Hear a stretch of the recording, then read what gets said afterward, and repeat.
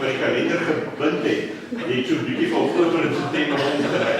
Maar as jy dan by Oktober kom na Augustus, dan gaan jy sien hoe lê die afkortings.